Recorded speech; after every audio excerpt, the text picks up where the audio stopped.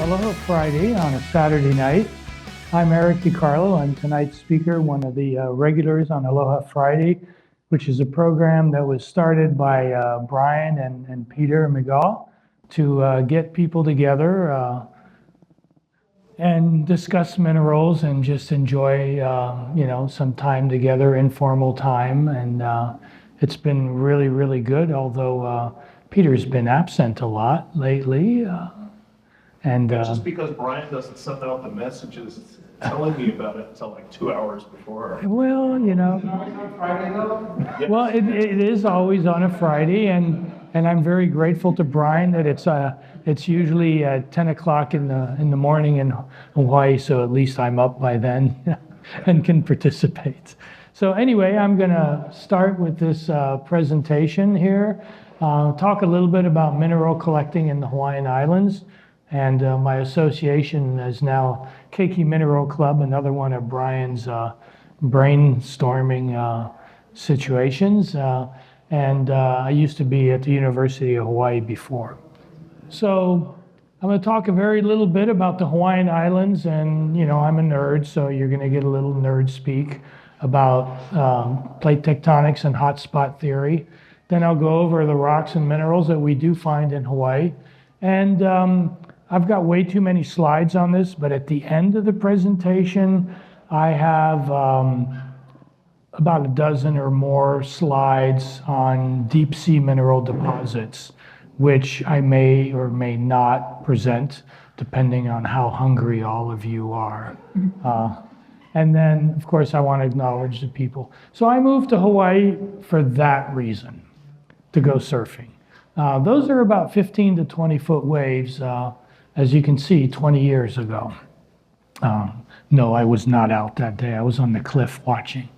So the Hawaiian Islands, really evoke this vision of paradise on Earth. It's a wonderful garland of islands, this natural beauty that is, I can't say it's unsurpassed on the planet, but it's in the top 5, if not in the top 3 as far as I'm concerned. But one of the things that the islands do not evoke is a treasure trove of minerals. We have relatively young basalts, a few million years old, 0 actually, to in the main chain only about 5-6 million years, but the chain does stretch out further. We do have a variety of minerals. Some are actually quite nice. So here we're going to highlight minerals that we find in Hawaii, some of their occurrences, and not AI, that should have been all, presented in a very basic geological context, because I know we have real geologists here. I was trained as a chemist. So now for the nerd talk. So the geology of Hawaii, the islands originated as submarine volcanoes that grew from the seafloor, which around Hawaii is about 20,000 feet down, up to great heights above sea level. Currently, the 2 tallest volcanoes on the island of Hawaii, which is the youngest of the Hawaiian Islands, are around almost 14,000 feet tall. But you have to remember that they stretch from the bottom of the ocean 20,000 feet down. Mauna Loa is the tallest, the biggest single mountain on planet Earth. So each island was later, after its accumulation from fissures in the ocean, from hot spots, which I'll talk a little bit about in a few minutes, they just built up progressively, the great pressure allowing the lava to come out and just cool and chill in place without explosions or boiling because of the intense pressure. And you have this accumulation until they reach the surface of the ocean. When they reach the surface of the ocean, there is a stage of relatively violent building of the islands, a lot of fractured rock, a lot of material that is easily eroded. You have big slumps, you have stuff falls back down into the sea, it builds back up, and eventually it gets up high enough that it can continue flowing smoothly again until the plate has moved its way and the volcanoes become dormant initially and extinct eventually. At that point, wind, rain, and occasional giant slumps where 100-kilometer blocks slide into the ocean and create some serious tsunami. Do that. But why does this all take place? Well, I've already mentioned a little bit about it. It's plate tectonics. Okay, so plate tectonics was a true revolution. It did for geology what Darwin did for biology, basically. Okay, and it was formulated by 3 individuals in the late 60s, so this is relatively recent. When I started college, this was the latest stuff and not accepted by many people at the time. And the surface of our planet is covered by a small number of more or less rigid plates. There's still discussion about that. The system is driven by convection in the mantle. And think of boiling water, a pot of water on a stove. The water rises, goes to the surface, it cools, and then goes back down the other sides. Well, imagine that on a grand scale, let's say of the entire Pacific Ocean, for example.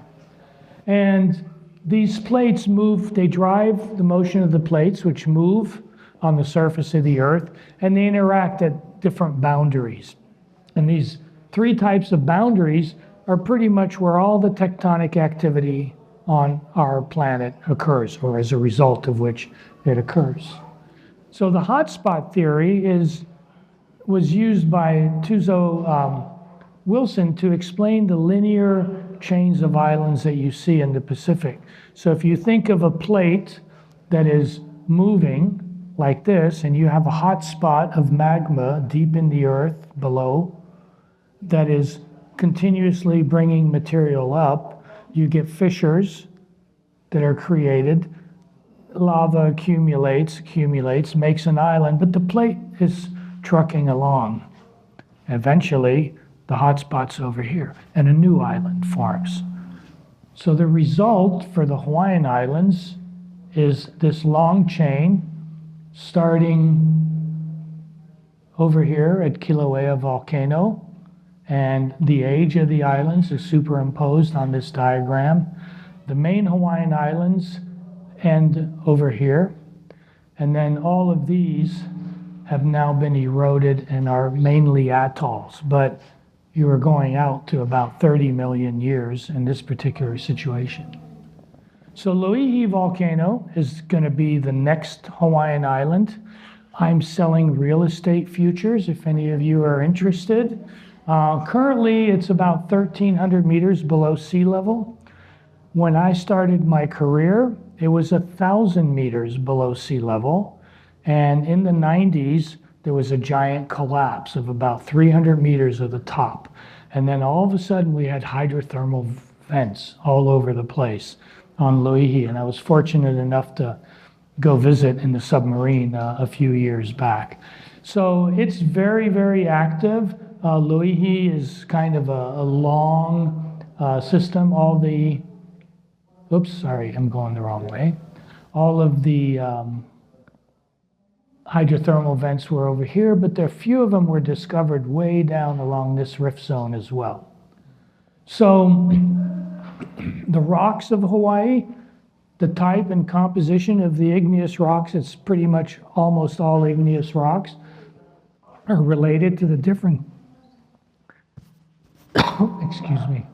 different stages of shield building and the subsequent erosional activity. So shield building rocks start off as tholeiitic basalts, and these are extremely rich in iron and in magnesium. Thank you, Brian. And they can contain as much as 50% glassy olivine inside them, or peridote, if you want to call the gemstone. There's also feldspars, primarily calcium plagioclase, and a lot of pyroxenes as well. And augite is the most common one of those. So when you go further into their growth, the rocks become more alkalic. So you start having sodium and potassium in them, and you start having lower iron and magnesium levels. But olivine and augite remain abundant even in the alkali basalts. Okay? Now, during the erosional stages, rocks from prior stages get weathered, and then the minerals that remain depend on the type of weathering, how hot it was, how rainy it was, how quickly it occurs, and so on. And typically with moderate to abundant rainfall, sodium, potassium, and magnesium become very depleted. So then you end up with the rocks becoming enriched in iron and titanium and aluminum again. So other rocks typically reflect processes that take place well after the ions are well eroded. So for example, karst formation of past sea level stands. So the minerals crystallize as a function of temperature. True geologists all know about Bowen's reaction series. And so as the magma cools, different minerals precipitate out. Olivine is the first one to condense out and precipitate, and then augite, the other pyroxenes come. And at the same time, you get some feldspars that are formed, and initially calcium-rich feldspars. Later, you get more of the sodic and potassic type feldspars. There's also minerals that are locked in older rocks that formed during prior stages as magma rose, but now a new conduit goes through that layer and can rip out the previously precipitated minerals without dissolving them or melting them, I should say, and they get carried up and we end up with what we call xenoliths. And if the xenoliths come, foreign rocks, if they come from relatively shallow area, they're just from previously condensed rocks. But sometimes you get very, very deep, unmelted leftovers in the mantle that are carried way up, and those are mantle xenoliths, of course. So complete melting is actually relatively rare in the mantle. So that's why you have some of these. Now, Bowen's reaction series, I'll just show it real quickly. Up here on the left, you see the minerals that are formed, for us. Okay, it's primarily these, and then the calcium-rich feldspars. Okay. So metamorphism in Hawaii, I put this slide up. I'm not even going to go over it. Primarily steam metamorphism. There's no deep, high-pressure type of metamorphism in Hawaii. And you get preferential leaching out of certain elements and not always the same compositions, but you do get changes in the rocks. One of the things, water is added during alteration of pyroxene, but silica is released. And then the silica itself can percolate and make new minerals and so on. So there are amygdules in some of our basalts. We have highly vesiculated basalts. We generally do not have the giant pockets that you find in the Ghats of India, but we do have a whole series of zeolites that form. So the size and the aesthetics of minerals in Hawaii, a lot of people go, there's no minerals in Hawaii. Well, there are. And then the size varies, but not a lot of really big minerals. But there's some quite beautiful one. Color variety is one thing that is lacking in Hawaii. There's greens, there's browns, there's blacks, and then you have yellow and white for the quartz and the sulfur. But other than that, there's not a lot of color. Excuse me. I better drink some water.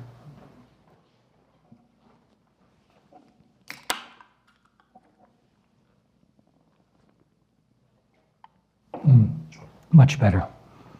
So here's an example of a xenolith from Hualalai volcano. You can see it's primarily olivine. There's a little bit of black pyroxene in it. Here's actual augite crystals. These came from Maui. And then this also came from Maui.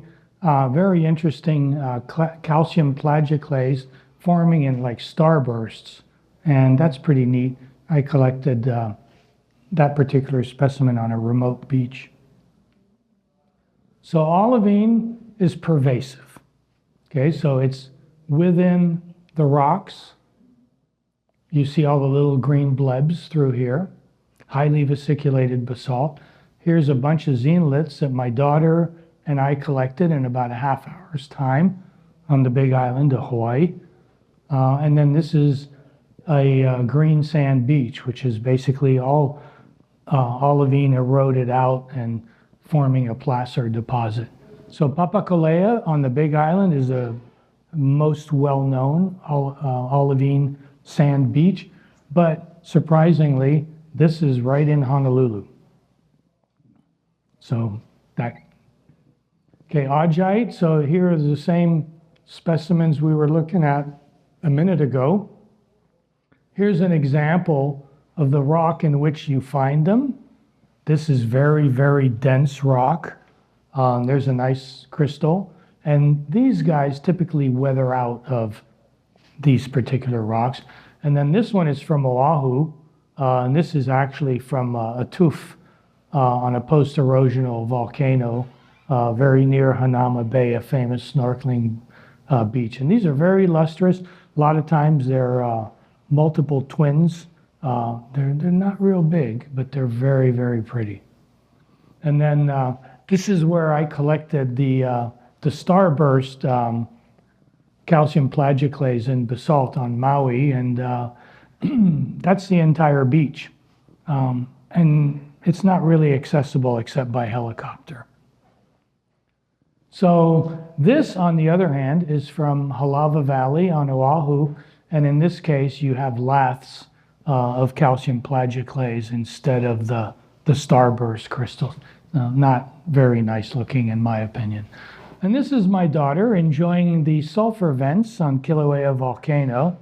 This was a long time ago. She's 35 years old now with 2 kids. So, but all of the sulfurs pretty much come from the Big Island of Hawaii.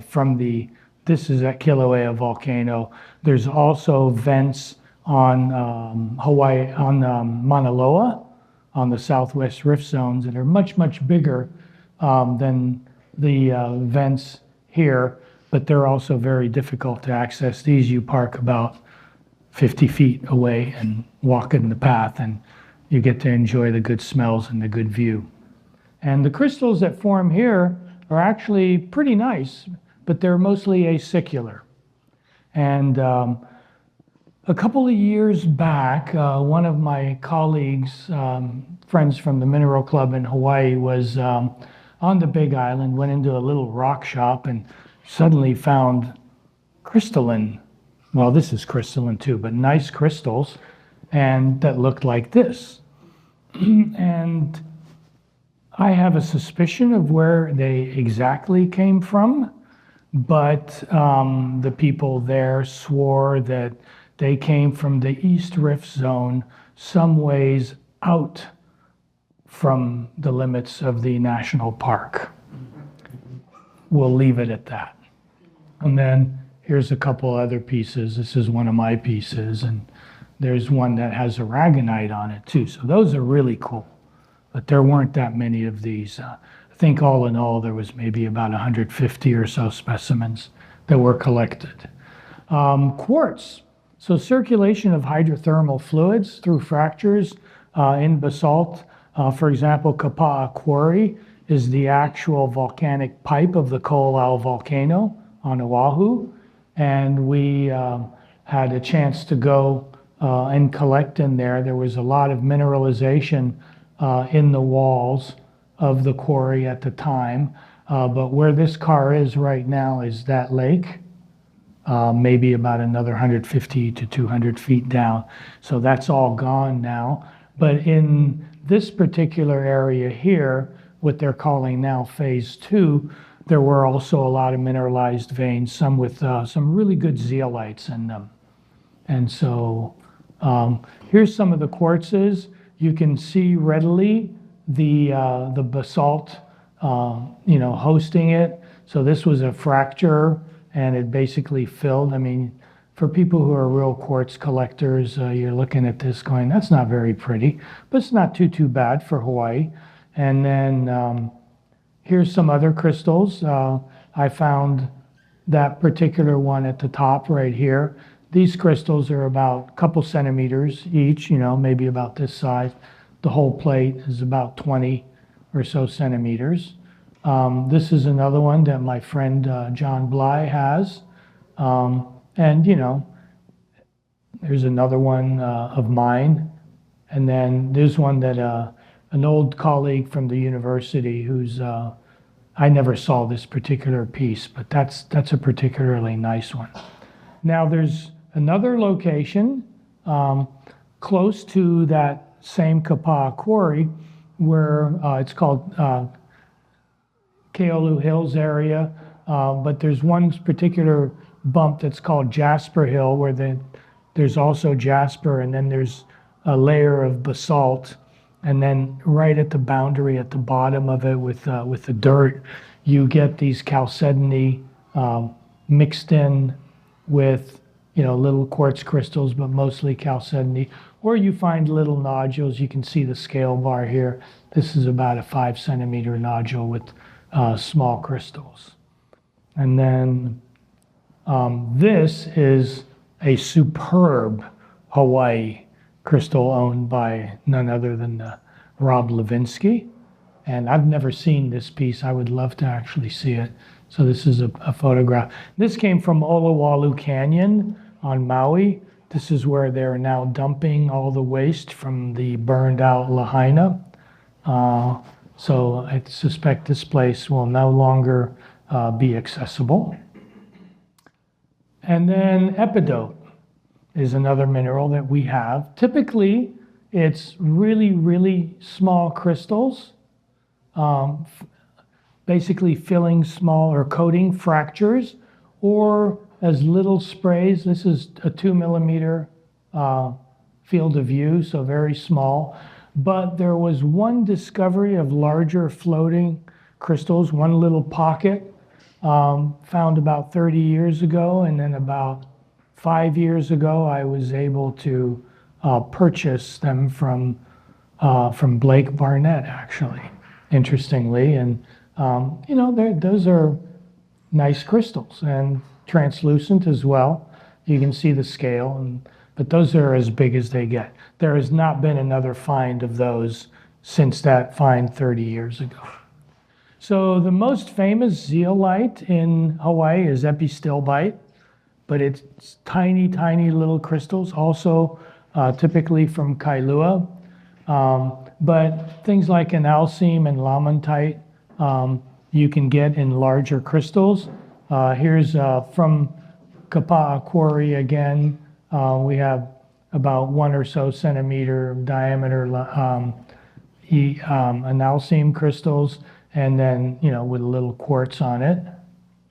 And then here's a couple pieces. Well, this one is one we just saw, the full thing. And then this is a plate that I found, and there were a couple analcime crystals on this plate that were almost 2 centimeters. And for Hawaii, that's pretty exciting. So chabazite and epidote and basalt, again from Kapa'a Quarry. And then here I am collecting lamantite during COVID. Had to do something during the lockdown. We couldn't go much of anywhere else. And typically you find them in these cavities, and they look great when you first collect them. They typically dehydrate and turn into powder. You are well versed in collecting ones that turned into powder later. But there's a lot of it available, and I found that with super thin super glue, the real liquidy part, you can use an eyedropper, and little drops on the crystals, and then it basically freezes them forever. Even after they dehydrate, they keep their shape. So here's one of the ones I collected, and that piece has been preserved. I happened to look at it about a month ago. Still looks exactly like this, and this was maybe 3-4 days after I collected it. So they're pretty nice. And then this one I was really pleased in finding. That was in a ball inside a pocket. So it was a floater within the pocket of completely surrounded by lamantite crystals. And that one's also been preserved with super glue for posterity. Malaya Road Cut, which is also in Kailua, same general area. You find some other interesting things. There's examples here of amygdals. These are all like 2, 3, 4 centimeter amygdals. So you have chalcedony in them. You find quartz sometimes. You find calcite, and then you find a series of zeolite. This particular piece here has a mineral I have not really been able to confirm. I'm thinking it might be scolecite, but we haven't done any analysis on it to prove or disprove that particular idea. Pyrite is also found in Hawaii, typically in very small crystals along road banks in the dirt, but you do find it coating basalt in Kapa'a Quarry, and I'm sure other places on the Big Island have that as well. And then this is actually, this picture bottom right, is pyrite coating basalt rubble on Loihi Seamount. So that picture is at about 1,250 meters of depth. So other interesting things that we find, fluorapatite and nepheline.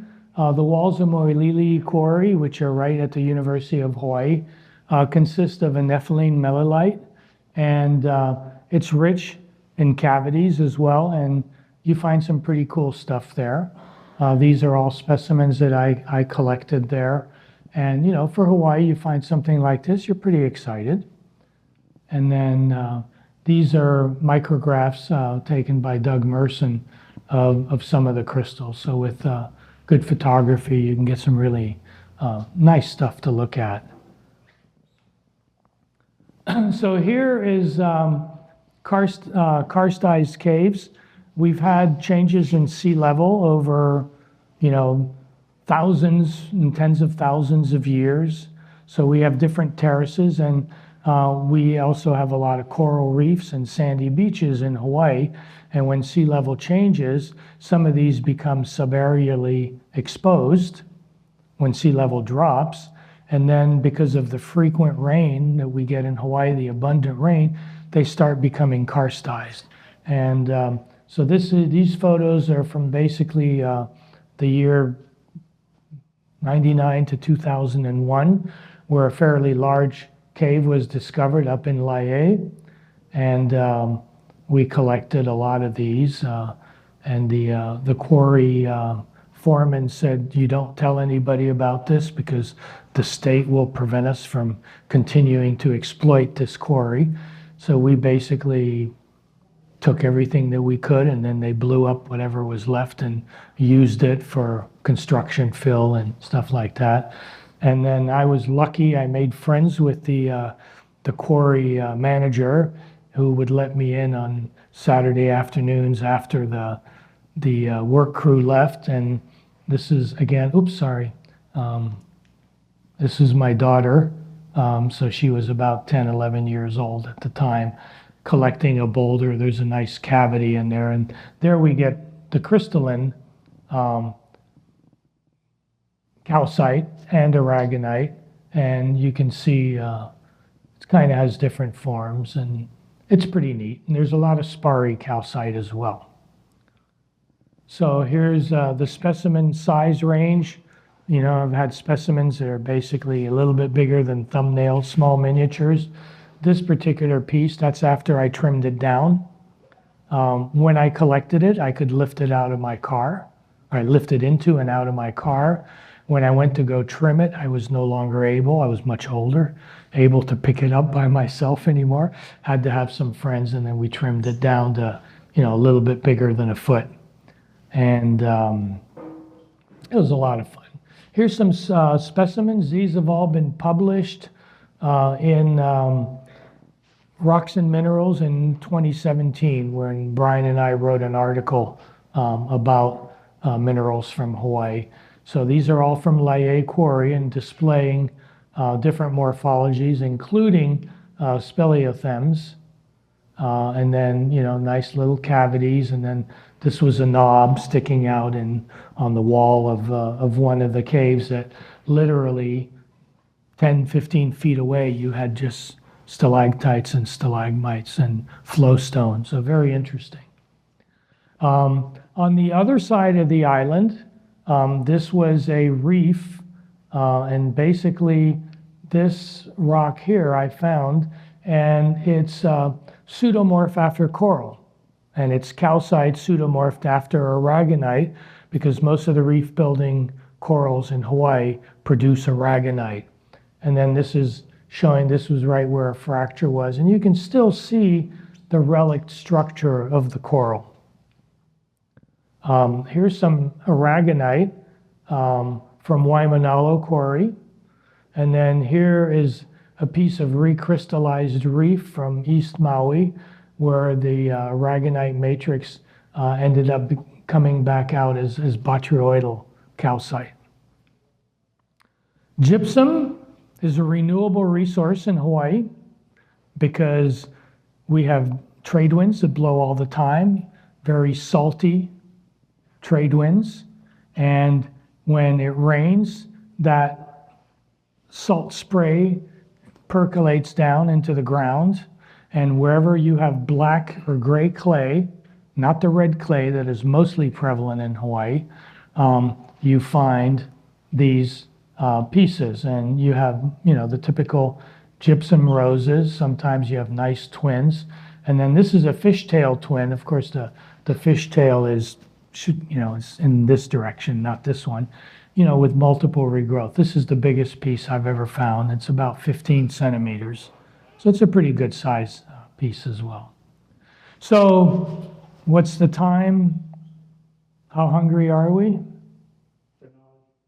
Yeah. Hungry for knowledge? Thank you. Yes. Brian was telling me, cut it. So Brian, we're not going to cut. All right, keep talking. Thank you. So ferromanganese deposits. This is what I did my PhD thesis on. And but I looked at it from the point of extractive metallurgy, not as a geologist. I actually got asked by a geologist what the mineral phases were in ferromanganese nodules during my defense, and I couldn't answer. But he let me go, since I was a chemist.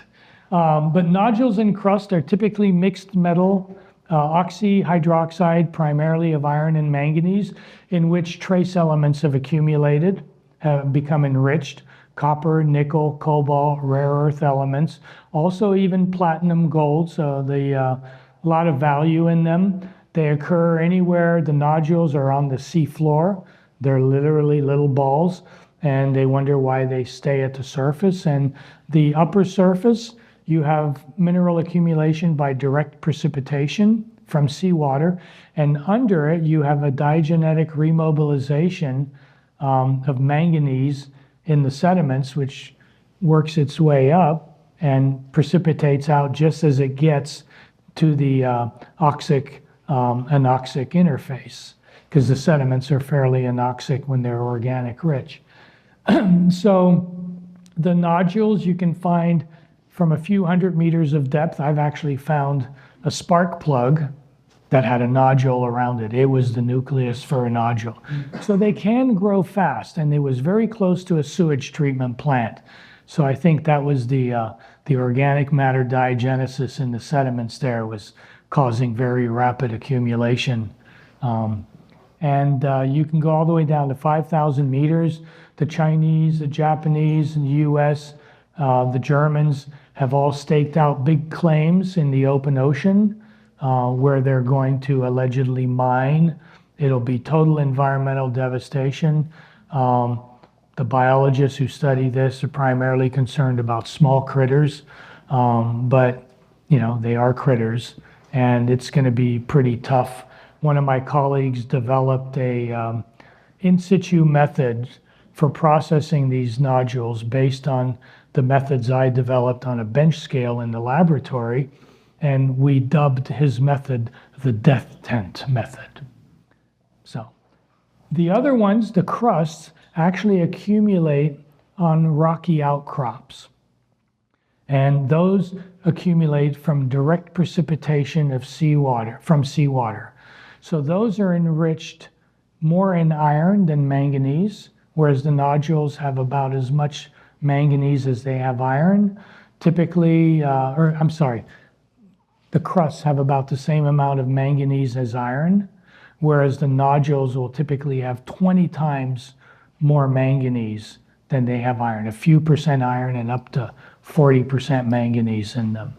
And so the rates of precipitation range from a couple millimeters per million years to a few tens of millimeters per million years, of course, except near the sewage treatment plants where all the processes are accelerated.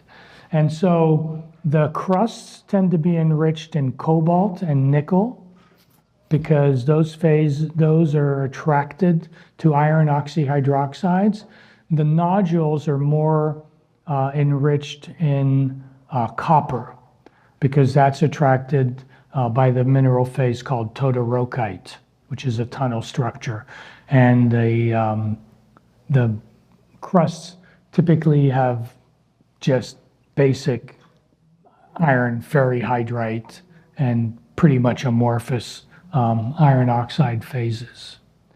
So the mineral grains are impossible to discern with a naked eye. You can get some beautiful SEM pictures, scanning electron microscope, and looked at some stuff. And then polished sections of nodules can look pretty good. Here's a particularly large nodule. You can see the basalt nucleus, so you can have shark teeth, pieces of hyaloclastite, and any kind of a rock fragment or a spark plug as a nucleus. And then you have these concentric layers, and you can see some are more porous than others. And then this is the outside, typically a botryoidal looking material. And then here we have a manganese crust growing on a hard rock substrate.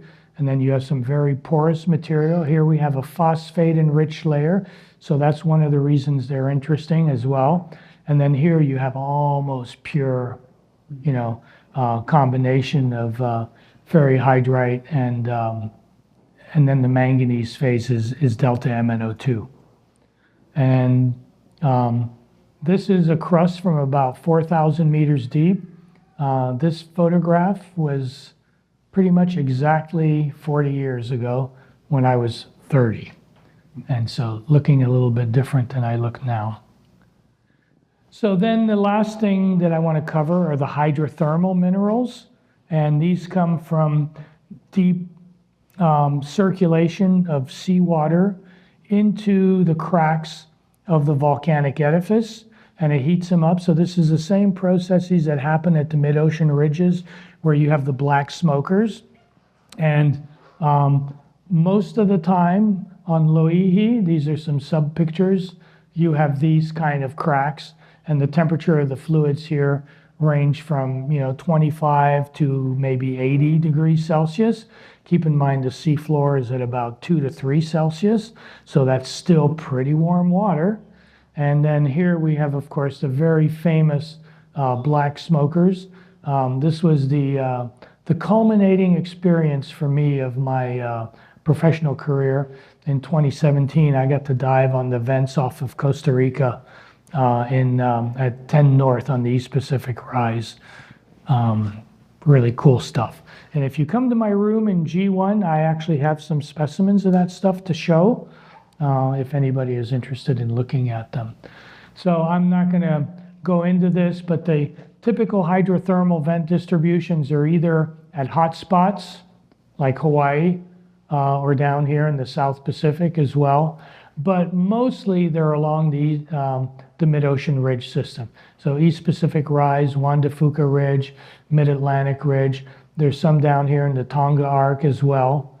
And then there's a few on the Indian Ridges, Indian Ocean as well. And I think I will go on here and show a few photographs. So this is the prettiest mineral down there, which is wurtzite, which is a somewhat metastable zinc sulfide phase as opposed to sphalerite. You saw this picture earlier, but you also find some copper sulfides, regular sphalerite. You find barite and anhydrite in these chimneys as well. Here are the tools of the trade. I've been fortunate enough to be in both of these submarines. You can't be claustrophobic. The sphere is 6 to 7 feet in diameter, titanium sphere, and you have 2 to 3 people in them. And the biggest concern is there's no head. And so you get in the morning at about 8 a.m., you dive down, you come out at about 4 or 5 in the afternoon. Not for old men, shall we say. So here's the insides, just to show you. And you have life support for about 48 hours. And then they always say, oh, well, you know, if you get stuck on the bottom, they can come get you. Well, on the East Pacific Rise, it was a 3-day sail from Costa Rica. That was tough. Loihi's a little bit better. It's about a 1-day sail. So they can bring out another submarine to help you. But you really don't want to have any problems. So this is the University of Hawaii Pisces 5 submarine. We had a Pisces 4 as well, but I haven't been in that one. And this is typical launching. And then again, Loihi, where we were doing the diving. And this part right here, Pele's Pits area, that's the part that in the early 80s was about 300 meters taller. And all of that collapsed in 1998, and it opened high temperature vents up to 200 degrees Celsius. So that was pretty amazing. So this is what the bottom looks like at Loihi. There's Mauna Loa covered with snow. Some of the chimneys, some of the biology, and the vents. And it's really a surreal landscape. There's a chimera, also known as ratfish. And here's a vent completely coated right here with bacterial mats. So there's interesting life down there. So I think I'll stop here. I want to acknowledge Brian, who's really been a fantastic buddy for me for many years, and really appreciate everything he's done for me. Mary Husing, Rocks and Minerals, agreed to publish our paper a few years ago. We were even lucky enough to be selected as the paper of the year. So that was really cool. And then the late Harvey Gordon, he's the guy that got me into mineral dealing. I sold to him the first batch of minerals I ever got out of China. And when I finished selling them to him, he said, Eric, he said, I just taught you a valuable lesson. I go, what's that? He goes, you let me pick what I wanted. You should have told me that I had to buy the entire lot, not pick the ones I wanted. He goes, remember that from now on. But he was a wonderful man. And then Fred T. McKenzie was, I might get all choked up. He just died earlier this month. Was my dearest friend and mentor. I'm going to go home pretty soon, and we're going to have a memorial for him. And George W. Luther at University of Delaware is only a few years older than I am, but he was in charge of the Atlantis mission to the East Pacific Rise that I went on in 2017, the year I retired from the university. And we got to fund the people, we got to acknowledge the people who funded us as well. So thank you very much for your attention.